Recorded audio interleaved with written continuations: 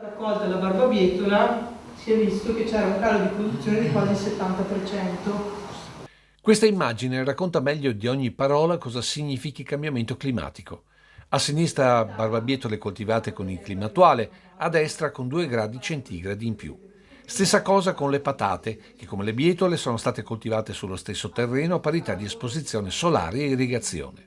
Risultati di un test sul clima e agricoltura presentati dalla responsabile del centro di sperimentazione irrigua ai consorzi di bonifica del Veneto nell'incontro organizzato nella sede di Cologna Veneta del LEB che raggruppa gli enti Lessigno, Berico e Euganeo.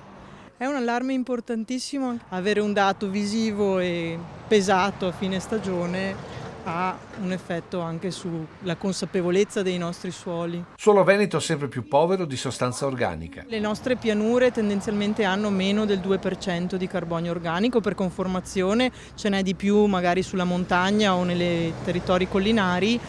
Quello che la pianta dovrebbe avere per avere un ottimum produttivo senza bisogno di aiuti siamo sul 15-20%. Sostanza organica che trattiene l'acqua, assorbendo e non dilavando piogge improvvise e molto intense, ma anche diventare riserva strategica in caso di siccità prolungata. Se dovessimo usare un bilancino, un 1% in più sono 250 metri cubi d'acqua.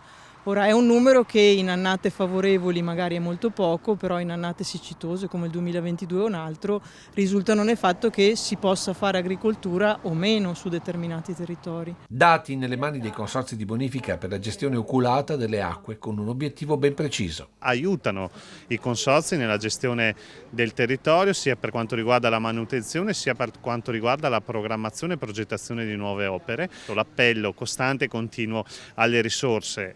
Siamo in una fase di rinnovo regionale e quello che ci aspettiamo dal futuro governo di questa regione è che ci siano più risorse adeguate per i consorzi di bonifica per intervenire appunto sul territorio, che è un territorio, ricordiamolo, fragile, non solo dovuto al cambiamento climatico ma proprio alla conformazione della nostra straordinaria regione.